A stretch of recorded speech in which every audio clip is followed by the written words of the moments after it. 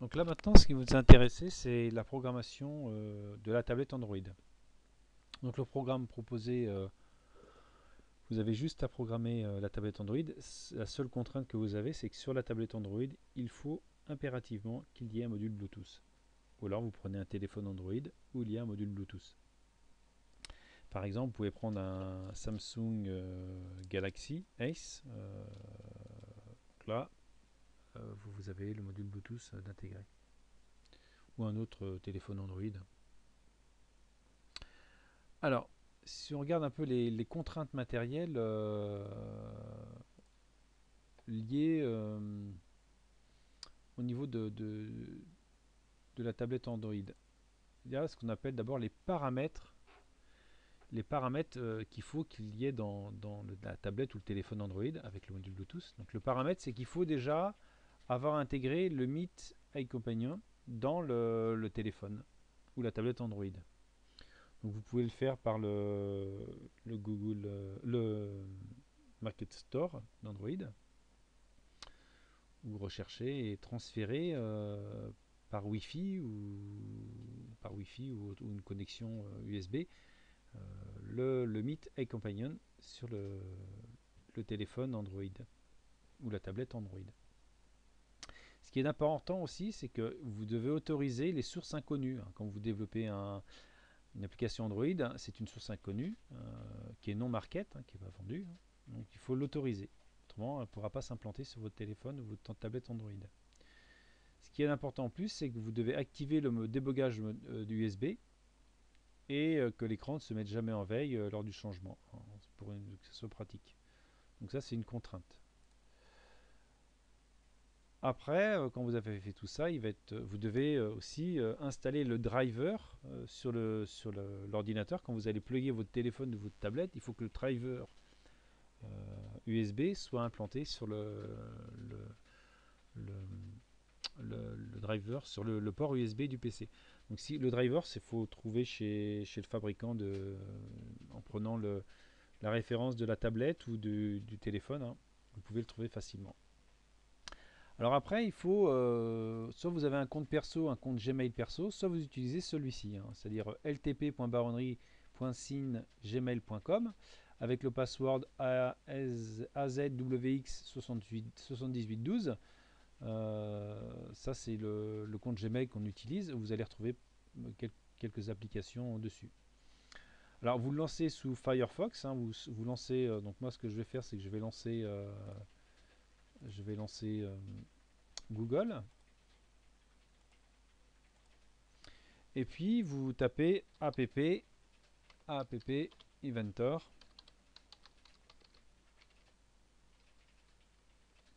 Inventor. Voilà. Et puis vous allez chercher le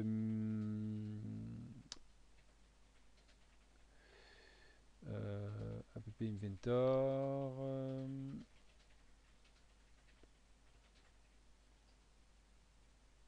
Voilà.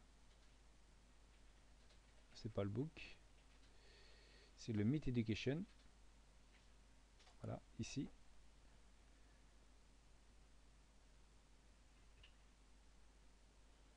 Non, c'est pas ça. Alors on va retourner. .meet. Voilà. Donc appeventor.meet.edu. Voilà. Et puis là, vous allez vous connecter. Donc là, moi, je vais me déconnecter.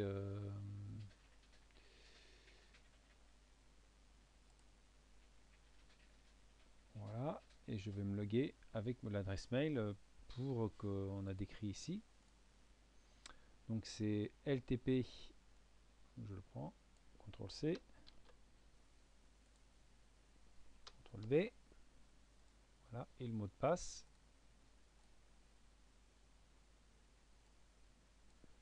CTRL C. CTRL V. Voilà.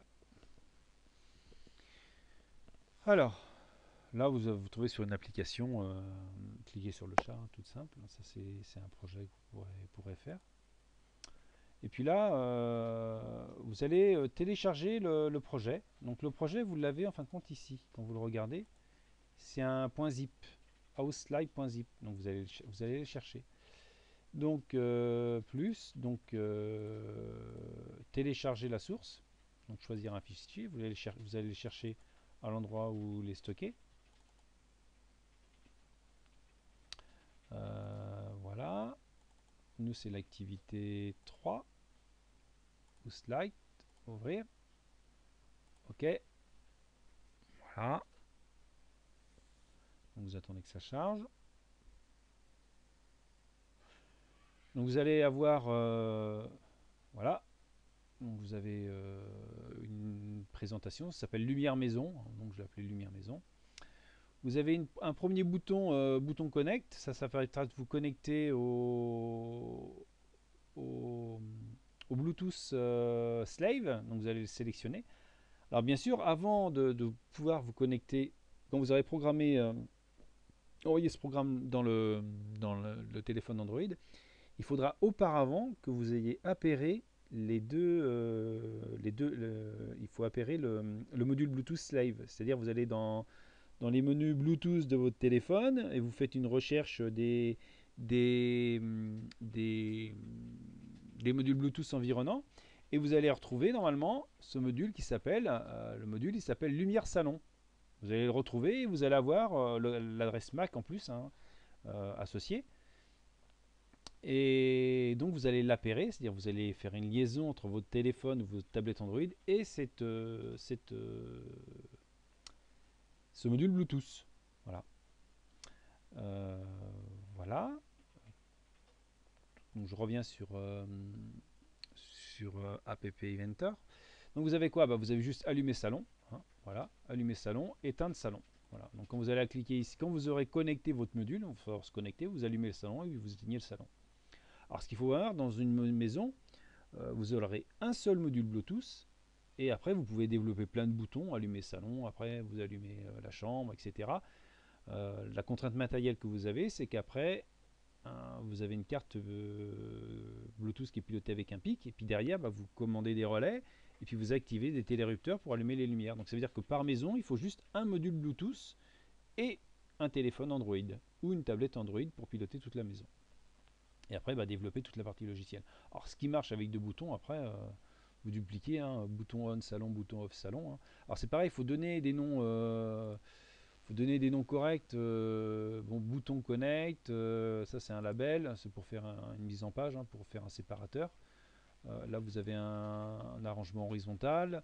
Alors là vous avez le module Bluetooth client et le TinyDB et les notifications. Bon, j'en parle pas trop, hein, donc le Bluetooth client c'est pour le module Bluetooth, hein, tout simplement. Donc voilà tous les objets hein, que j'utilise. Hein. J'utilise un bouton, un autre bouton pour éteindre, un bouton de connexion, une zone, un listed device pour sélectionner un périphérique parmi tout ce qu'il va voir. Hein, parce que vous allez voir plein de modules Bluetooth et vous allez en sélectionner qu'un. Donc si ce n'est pas le bon, ça ne va pas marcher. Hein, voilà.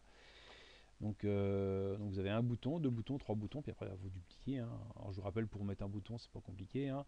Alors on peut mettre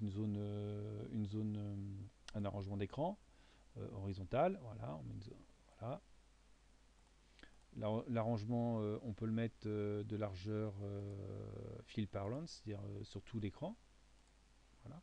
Et puis on vient mettre les boutons. Hein. Donc on va chercher dans les basiques, les boutons. Voilà, on pose un bouton. Là, le bouton, on va l'appeler. Je sais pas s'il est tombé dans la zone de. Voilà. On va l'appeler. Je sais pas, allumer chambre 1. Chambre 1, par exemple, voilà. Bon, puis vous continuez, vous mettez d'autres boutons. On peut mettre un autre bouton. Voilà. Allumer chambre 2, etc. etc. Bon. Alors après, je vous rappelle, pour supprimer, hein, vous allez là, vous faites supprimer. Et ok, tout est parti. Bon.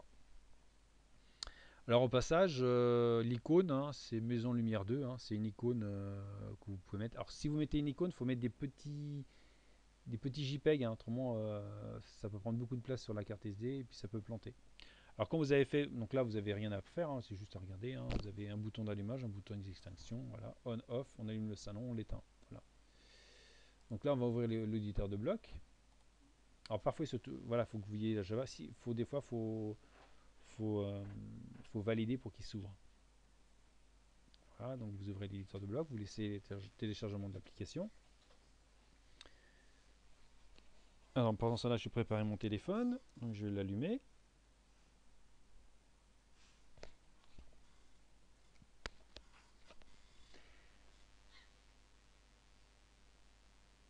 Alors l'éditeur de blocs, il va s'ouvrir. Voilà. Alors je ne vais pas tout expliquer de tout ce qu'il y a là, parce que si ça veut venir. Voilà. Alors voilà, je ne vais pas tout expliquer. Moi, ce qui m'intéresse, surtout pour vous, hein, ce qui est important. Donc il y a toute une partie où en fin de compte il va chercher tous les modules Bluetooth, il va s'accrocher, etc. Nous, ce qui nous intéresse, c'est ceci. Voilà.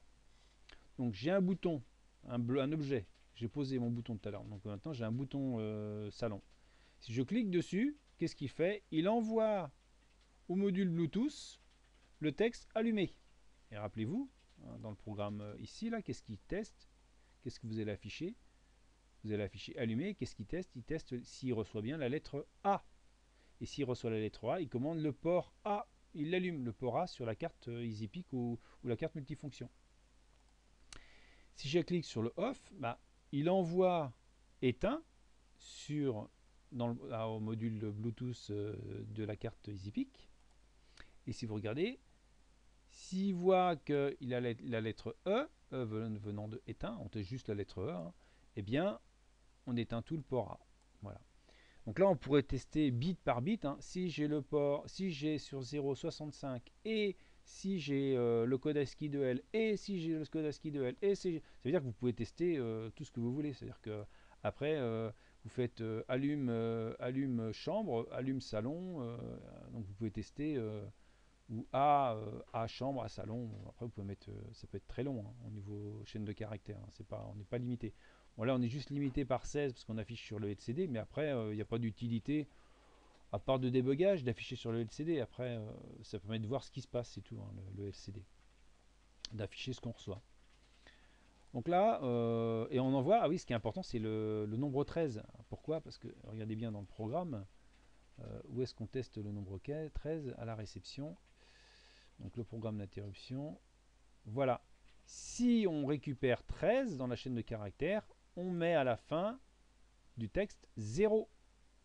Et c'est comme ça que à l'affichage, regardez bien l'affichage, on affiche tout ce qu'il y a dans le tableau jusqu'à temps qu'on obtienne 0. C'est-à-dire quand on arrive à la variable, quand on voit que la variable est à 0, on arrête d'afficher. Voilà. Donc le 13, ça permet de valider l'information sous micro C, de valider ce que vous avez envoyé. Alors quand vous avez fait ça, donc d'abord il faut connecter. Donc si votre téléphone, vous allumez votre téléphone, voilà, vous le connectez sur le port USB. Voilà, vous avez un petit bruit qui se fait. Donc là il faut aller le chercher. Donc là c'est celui-ci. Hein. Donc là il va se connecter. Donc il faut un certain temps pour connecter le module. Alors on peut regarder. Voilà, screen initialized. Bon. Il faut un certain temps pour la connexion.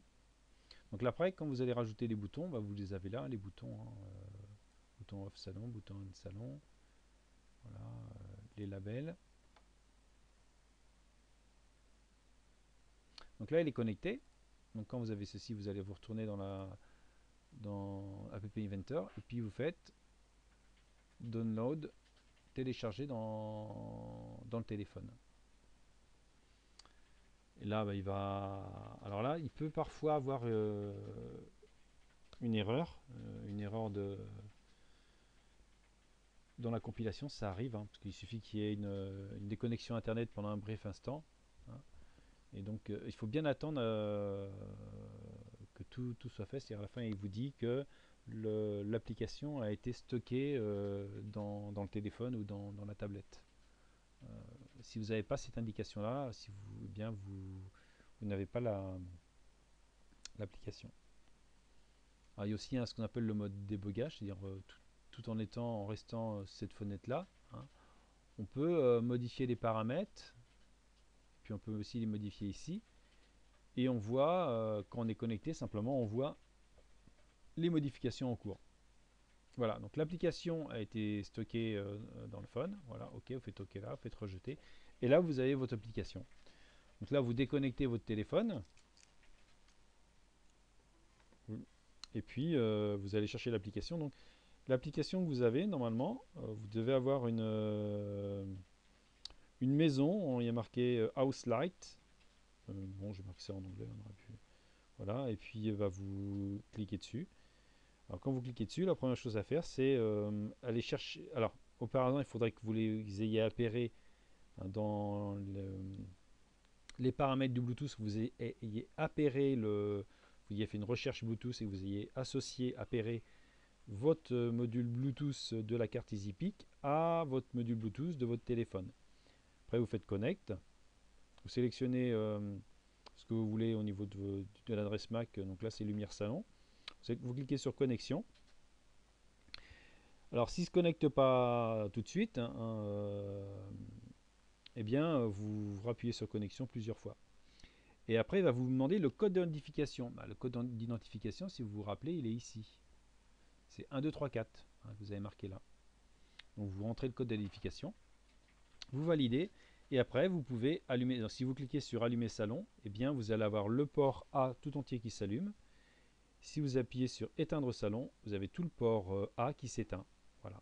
Donc, voilà pour l'application sous Android. Donc après, pour fermer, vous fermez ici. Voilà. Ici, ce que je vais faire dans mes projets, je vais le supprimer. Voilà. Alors quand vous récupérez, vous pouvez télécharger tous vos projets, vous pouvez télécharger le projet que vous voulez. Vous cliquez ici, et puis voilà, vous faites télécharger source, etc. Donc voilà pour l'application. Donc on pilote via une tablette Android, on pilote un PIC via une liaison Bluetooth.